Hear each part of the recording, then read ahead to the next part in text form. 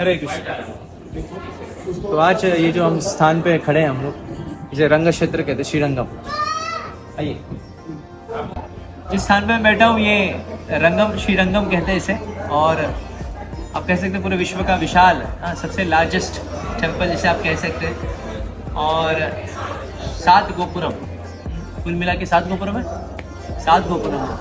और इतने गोपुरम यानी जो गेट होते हैं मंदिर के, इतने विशाल गेट हैं। इसके भी आपको छवि दिखाएंगे उसकी। और ये अपनी जो गोल्डन कलर का जो डोम दिखा, ये विमान है। और भगवान विष्णु जो है, भगवान रंगनाथ जो है, वो इस विमान के साथ ही यहाँ पे प्रकट हुए हैं इस संसार में, इस भूलोक में। तो सर्वप्रथम जब भगवान विष्णु सृष्टि कर रहे थे, और सृष्टि करते वक्त जब ब्रह्मा जी उनके नाभि से जब उत्पन्न होते हैं कमल फूल में, और उत्पन्न होने के बाद कई लाखों करोड़ों सालों तक ब्रह्मा जी को ये समझ में नहीं आ रहा था कि उनकी उत्पत्ति का कारण कौन है।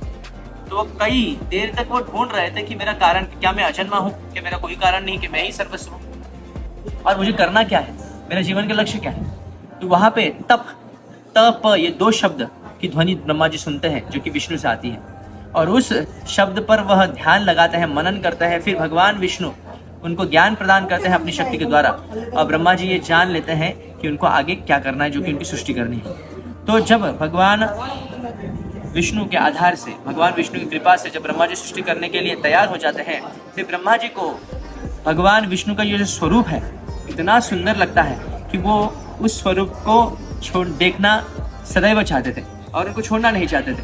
जैसे भगवान विष्णु इस बात को समझते हुए वह ब्रह्मा जी की इस इच्छा को पूर्ति करते हैं, अपना विस्तार स्वरूप एक विग्रह प्रकट करते हैं। और वही विग्रह है श्री रंगनाथ। आप देखेंगे शयन अवस्था में है, आप देखेंगे ब्रह्मा जी को सृष्टि करते हुए जो विग्रह होता है, वही विग्रह भगवान पद्मनाभ भी उनको ही कहते हैं, विष्णु भी उनको ही कहते हैं। इनके गर्भोदक्षाय विष्णु भी आप कह सकते हैं, पर ये प्रचलित इस नाम से है, श्री रंगनाथ नाम से प्रचलित है। तो ये जो विग्रह है, ब्रह्मा जी पहले उपासना करते थे, कई सालों तक, कई वर्षों तक, कई युगों तक ब्रह्मा जी उपासना करते रहे। फिर उसके बाद इक्ष्वाकु वंश के, जो भारतवर्ष के इक्ष्वाकु वंश के जो राजा थे, उन्होंने ब्रह्मा जी को अपनी सेवा से इतना प्रसन्न कर दिया कि ब्रह्मा जी ने यह विग्रह उनकी सेवा के लिए दे दिया गया। फिर इक्ष्वाकु वंश से कई राजा लोग इस विग्रह की आराधना कर रहे थे, सेवा कर रहे थे, पूजा कर रहे थे।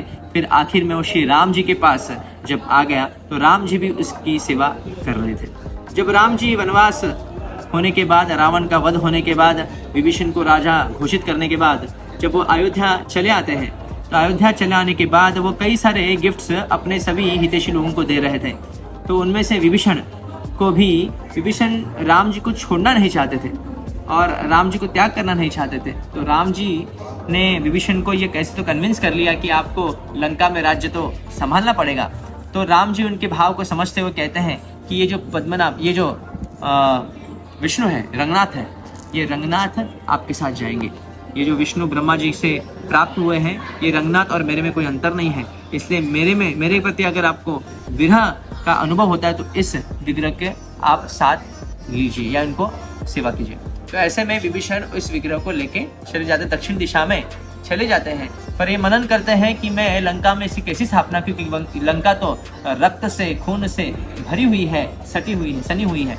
तो इसलिए मुझे उस स्थान पे तो नहीं करना है भगवान की स्थापना। तो ऐसे विचार करते करते जब इस स्थान पे आते, जहाँ पे कावेरी नदी से घिरा हुआ ये स्थान है, रंग क्षेत्र, इस रंगनाथ को यहीं पे वो स्थापना करते हैं। वो समझते यही उपयुक्त स्थान है, यही पवित्र स्थान है, जिसमें इतनी शीतल हवा है और निसर्ग से बहुत रम्य स्थान है, और इतना सुंदर स्थान में भगवान का वास होना चाहिए। तो यही स्थान पर वह विग्रह की स्थापना करते हैं। फिर विग्रह की स्थापना करने के बाद विभीषण इनकी सेवा याचना करते हैं और कहते हैं आज भी विभीषण इनकी सेवा करने के लिए आते हैं, तो इनका दर्शन करने के लिए आते हैं।